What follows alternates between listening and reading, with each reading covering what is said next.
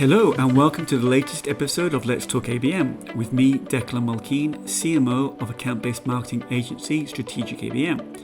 ABM is one of the hottest B2B strategies right now, helping companies to win, grow and retain their most important accounts. This podcast allows me to spend some time talking to account-based marketing leaders about their ABM programs and share their insights with other B2B marketers, wherever you are on your ABM journey. So today I'm joined by Florence Broderick, who's the Chief Marketing Officer of CARTO. Flo, thanks so much for joining us today. Great to be here. Thanks for having me, Dec. So let's just kick off with a question about CARTO. So it might not be a familiar name to many people, but it should be. So tell us, what problem do you solve?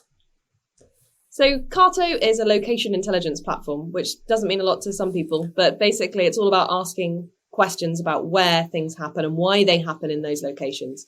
So if you think about retailers, for example, imagine that you need to open 5 McDonald's in a new area of the UK next year. You need to decide where makes most sense based on foot traffic, based on weather patterns, based on proximity to other types of establishments, basically helping different enterprise companies to ask those questions and reduce costs and increase revenues by answering questions about where.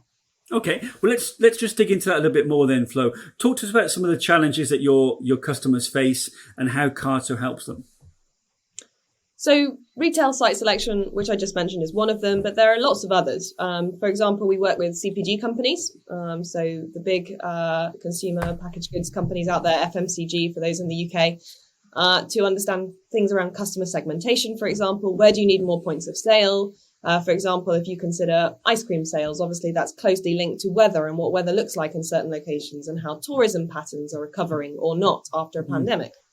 Or another example is logistics, which is obviously a really high growth one because during the pandemic, so many people started shopping online who wouldn't have otherwise shopped online.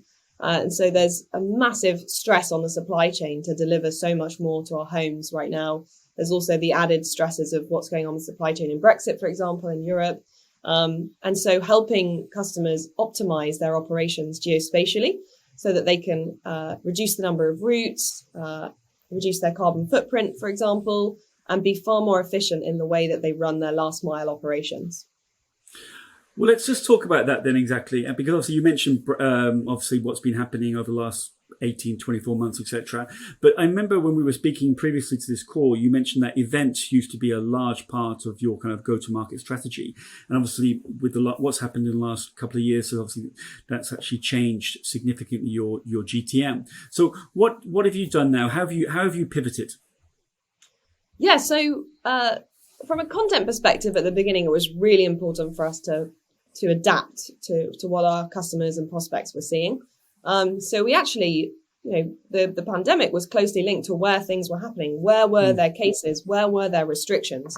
And so we had a lot of customers come to us with use cases around, okay, we need to see how mobility patterns are recovering. How is mobility changing during lockdowns, etc. So we actually launched a grants program, and we gave out free CARTO accounts to many government institutions and many non-for-profits so that they could start actually getting the benefit. We were all in a terrible situation and so many people were suffering in our company outside of work. And we just wanted to help.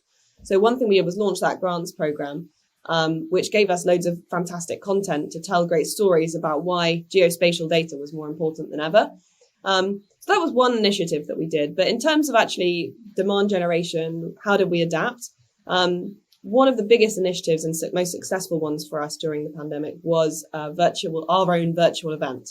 We didn't have as much success participating in virtual events run by other companies who went from offline to online. But we moved our own conference, which is called the Spatial Data Science Conference, online. We did it with Hopin. We had about 6,000 to 8,000 signups for each one of the 3 events that we did. We also did a couple of verticalized versions of that, one focusing on retail and CPG, one focusing on financial services. The other one is vertical agnostic. And the key to the success of that is we don't make that about CARTO. We don't make that into a user conference at all.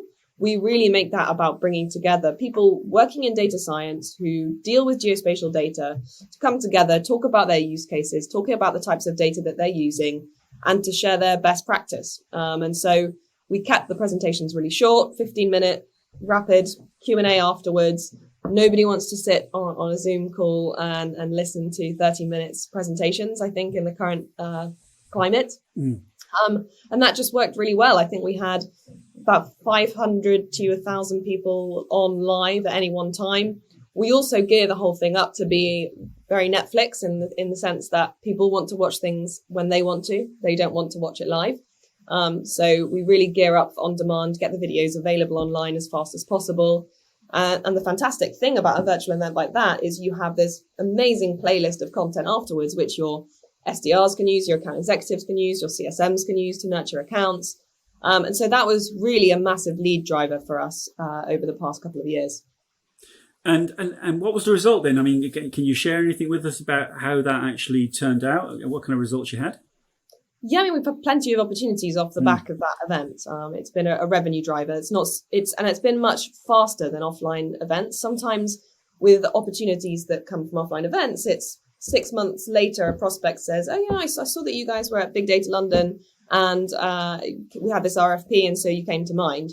It's actually been much more immediate because they see those use cases at the conference, follow up, and so our sales team move the conversation forwards, and it's very easy to communicate the use case via a conference like that. So really great impact in that respect.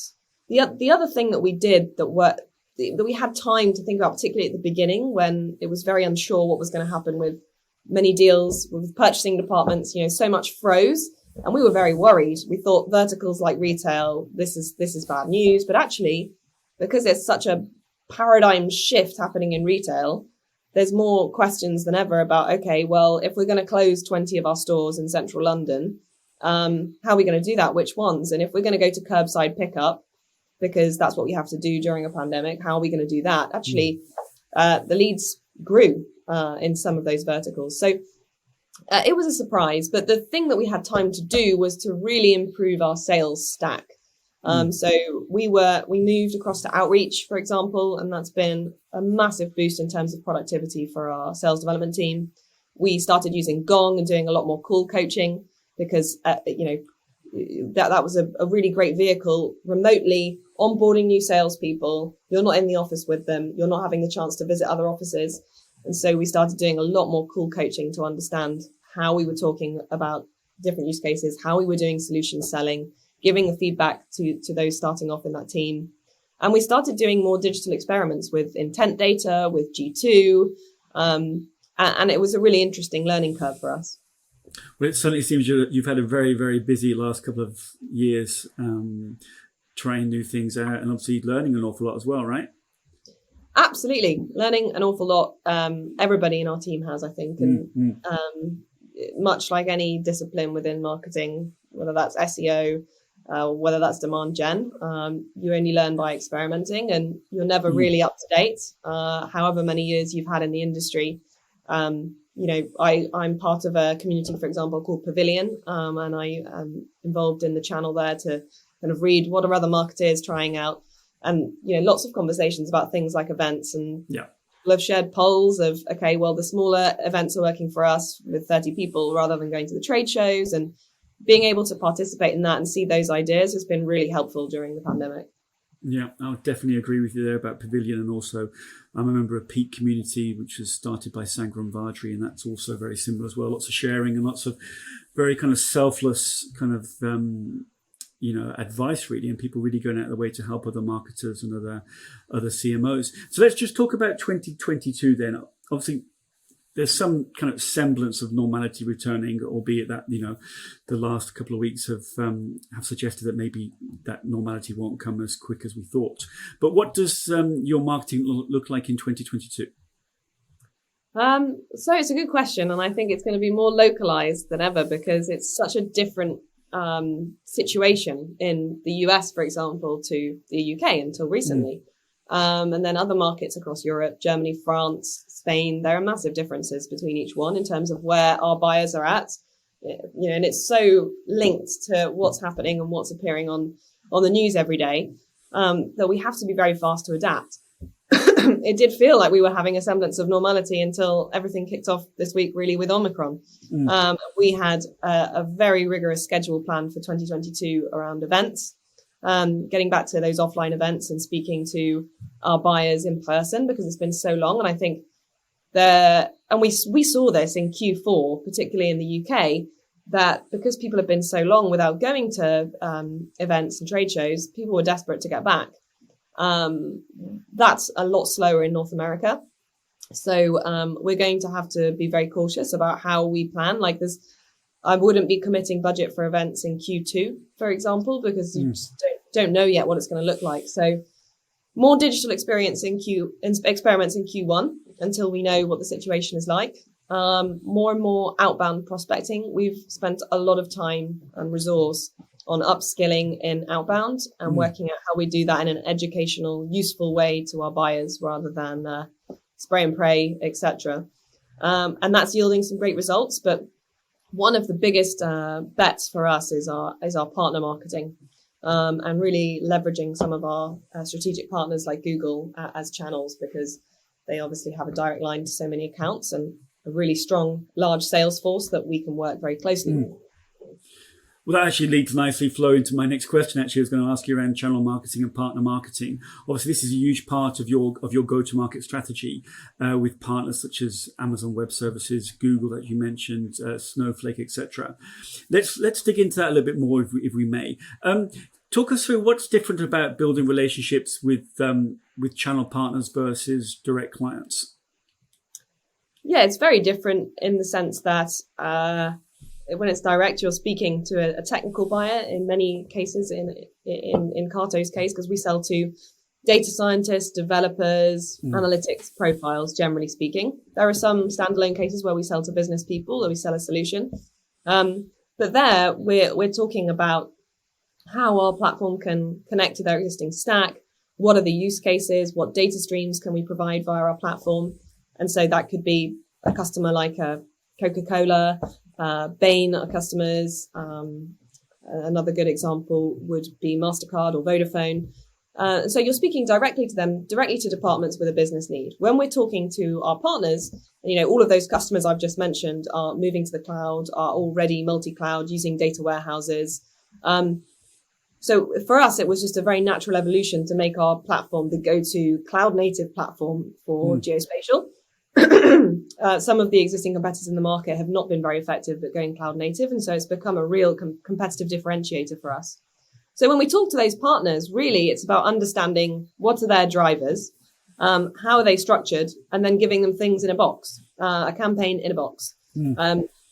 But then you can't expect an account executive at Google to know how to sell into every single subcategory of SaaS. So how do you very quickly give them everything they need to talk about geospatial analytics to one of their accounts? And how are they comped at the end of the day? You want to understand what's their comp structure. What is it that drives them to end up speaking about you instead of one of the other 8 partners that are trying to talk to them, to their final customer? And so you have to show the upsell value, the cross-sell value, and make it very clear what the use cases are. Ask them to map out their accounts. Maybe they manage 8 accounts. Explain, for these CPG customers, it's best to talk about point of sale strategy, customer segmentation. For these retail customers, let's talk about site selection and geo-marketing, and just make it very clear to them. Give them the materials. Give it on a plate, one-pagers, decks, videos, etc. And that really helps them to move deals forwards and for us to create opportunities. Yeah, I mean, we do something very similar with kind of sales playbooks for our clients and for the sales teams within our clients. And just really, as you said, give it to them on a plate, in a box, making it very simple for them to understand and for them to digest. And ultimately, they want to sell, and they're keen to sell the right solution. That's the right solution for their clients, right? So if you can help to transmit that message across and make it easier for them, then obviously that will accelerate the sale. Talking about accelerating, would you say that these relationships, these partner relationships, have really been a growth accelerator for CARTO? Absolutely. In multiple ways. In one sense, because it brings us more leads, because our prospects see, oh, great, CARTO connects natively to Snowflake and Google BigQuery. And then on the other side, because their sales teams become an extension of our sales teams, and they talk about us, and we generate buzz within Google and our other partners. And so it's been an accelerator on all fronts, really. And it's something we intend to invest a lot in 2022, and extending that across the other clouds, And I really do believe it's going to be a massive demand driver for us.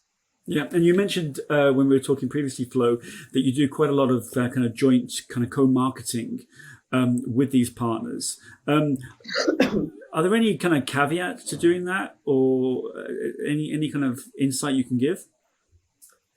Yeah, I think the most important thing is you have to be proactive, and you need to have a great partner manager on your side who introduces you to the right people in marketing. At the end of the day, I'm sure there's hundreds, if not thousands of requests to do co-marketing each day in a company like Google Cloud or Snowflake.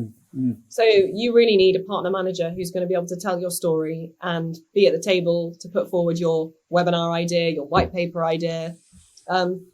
So you need to find those great people within those companies that they're going to make it happen for you. And then I think if you're looking to find those opportunities, be outboundish about it as marketeers. Outbound just isn't just for salespeople. Outbound's for marketeers. Reach out to the partner marketing managers, reach out to the demand generation people at partners, and give them it as it should be. Give a campaign plan, give the idea, talk about what's the potential revenue that you can drive, how many leads can you create, how many opportunities will come, and I think they'll understand the business case for working with you. Okay, that's very, very, very good advice there. So let's just talk about something which I know you're passionate about. Obviously, the market is white hot at the moment in terms of people moving, people looking to change jobs.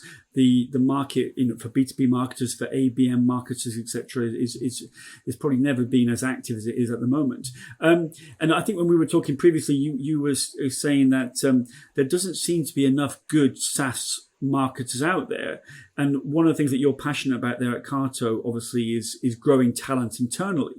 So could you talk to us a little bit about that and what kind of program you have there? Absolutely. I think there is a massive shortage of B2B marketing talent, and it's even worse in some countries than others. In North America, there's a massive SaaS ecosystem. People actually move around a lot more, and because so many people have raised money, founders, the first thing they do is they're throwing a lot of money at marketing, raise brand awareness, drive demand. That's what they want to do. And so it is a very active market, and it's very important to be able to attract the best marketing talent. So something we always try and do is we try and keep a talent pipeline within CARTO and train people internally. So we always have a couple of marketing interns. We never keep interns on beyond 6 months. If they're fantastic, we transition them to a marketing associate role. Sometimes we get them to specialize in something in particular, whether that's product marketing, demand gen, events marketing. So we try and make it a factory for talent, the same way that we manage our SDR team as well. I think nowadays being a great salesperson is about being extremely curious, being diligent, and being able to answer a customer's questions. And that's a big part of the qualification process. So we don't really hire any SDRs that have previous SDR experience. We hire those capabilities and those cultural capabilities, competencies, and we develop them and we give them a lot of training. We bring in some of those expertise externally. So, for example, we work with an outbound coach. We also work with a marketing automation expert externally to really bring in those skills, which are difficult to find in the market. And it's working pretty well for us. Several of our SDRs have become account executives, several have become customer success managers, and some have even gone into marketing. But yeah, there's an absence of that great marketing talent. And I think every founder wants to hire a make money marketer, not a make it pretty marketer. And getting those marketers who can speak the language of sales, who understand what the sales cycle looks like, know how to handle objections, know how to really drill into what the ICP is looking for and understand the industry that they're selling to. It's tough to find. And those things are difficult to probe for as well in interview processes, but I think we've got quite a good method for doing that. But yeah, I think it's a big part of what we do at CARTO, and we try and have a very strong performance management system. So we give lots of feedback. We use a great tool internally called Nailted to give feedback and see how employees are feeling and what they want to learn more about. And we give big opportunities to people if they're bringing a lot to the table. We don't We don't care necessarily about they've got 6 years experience in this, or they've got, sometimes the rock stars on paper are not necessarily the people that drive your business to do incredible things. And you have to bet on people in scale up and startup land. And that's what we do. And there's some really great stories of, our VP product, as an example, started as a customer success manager 4.5 years ago and is now running the whole product team and is a really fantastic part of the team. Same thing, an SDR intern became sales director in 4 years. I really love those stories. No, they're great stories, and I think we do something similar in the agency where we have an internship system as well, program, and many of our team now, our full-time employees rather, have come through that kind of internship as well. So we're very similar to yourselves, flowing that kind of investment. So let's just, obviously this podcast is called Let's Talk ABM, but let's just talk a little bit then about your ABM program there. Can you paint us a picture of what your ABM program looks like? Absolutely. So as you may have guessed from the topics we discussed today, we are pretty much vertical agnostic in terms of what comes in inbound at CARTO, because geospatial is such a cross-industry thing. You've got telecoms, utilities, cities, government, healthcare. It's really wide-ranging. But that's really difficult as a marketer. It's a lot of industries to touch. It's also a lot of buyer personas that I mentioned earlier, data scientists, developers, analytics. Sometimes we speak to CTOs if it's scaling companies. It's very varied, which compared to some SaaS companies that are very clearly targeting one vertical and maybe 2 job titles, that's a challenge. And so we've made a really concerted effort to just focus on accounts in 3 particular industries, which I mentioned at the beginning: retail, CPG, and logistics. The use cases are really clear. We've got fantastic customer stories there. And so our ABM program is all about getting our marketing and sales team to row in the same direction towards the same accounts, which are named accounts for North America and rest of world.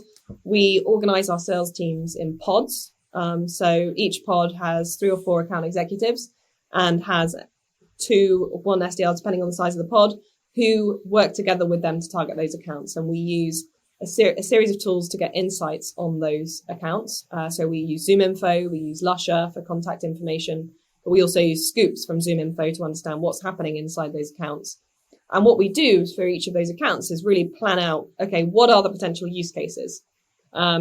What is happening in that account that means that they're going to ask some big where questions in the next year? So if you think about an account like Amazon, how many distribution centers are they going to be opening across the US?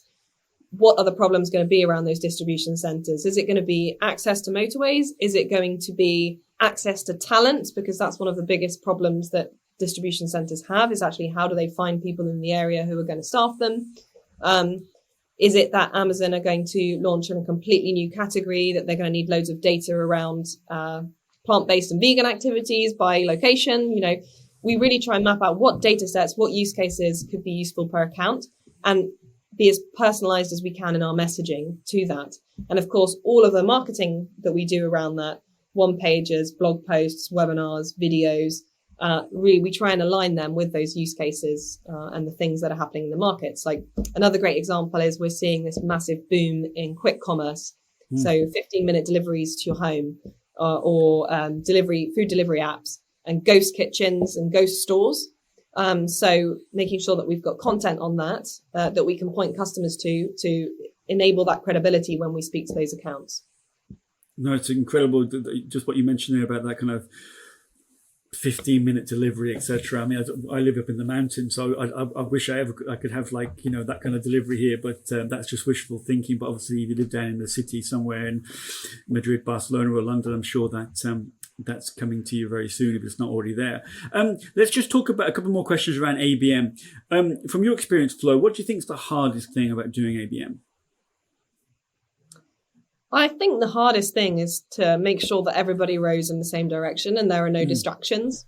I think sometimes we'll see a lead come inbound and it will turn into a really big opportunity, and it will be a use case that's not necessarily one of our core use cases, but we get very excited about it and think, okay, well, let's replicate that rather than sticking to the use cases in accounts that we've defined.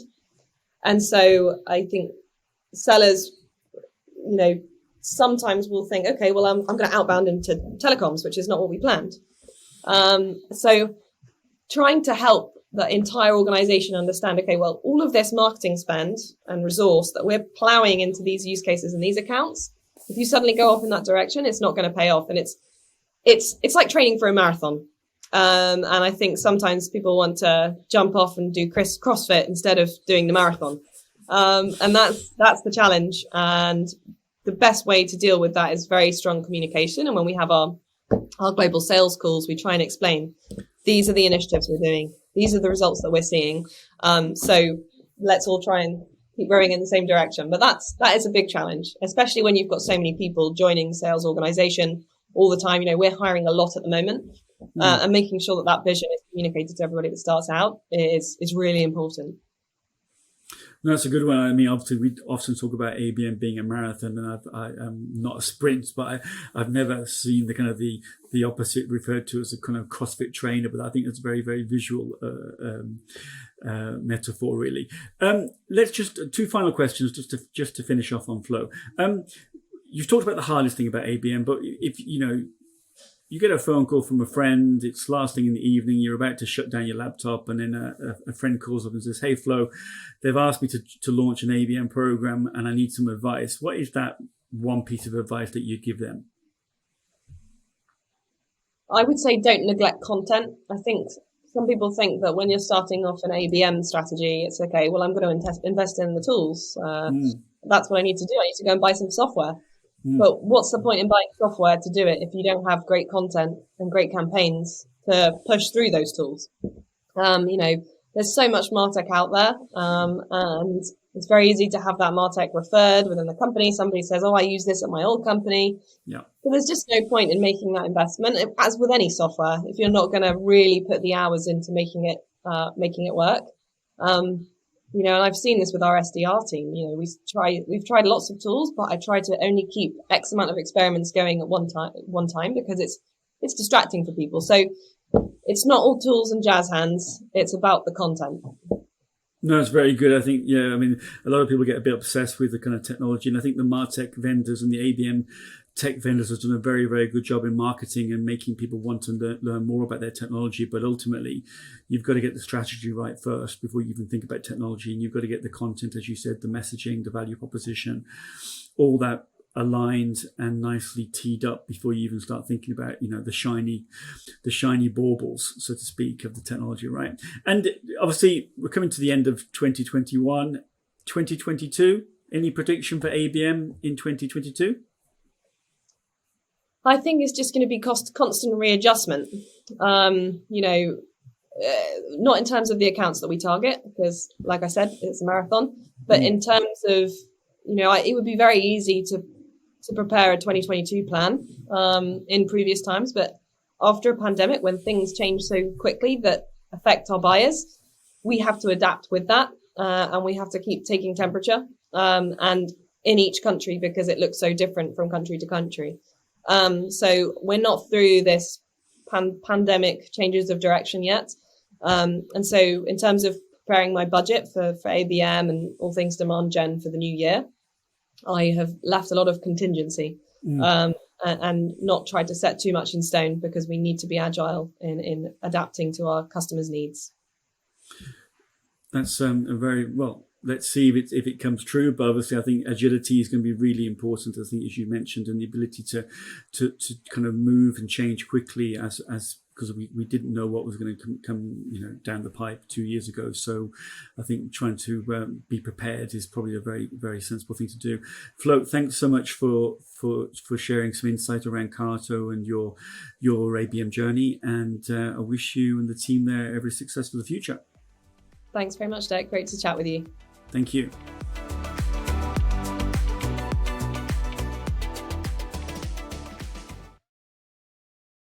If you enjoyed this episode of Let's Talk ABM, be sure to subscribe so you're notified when a new episode is posted.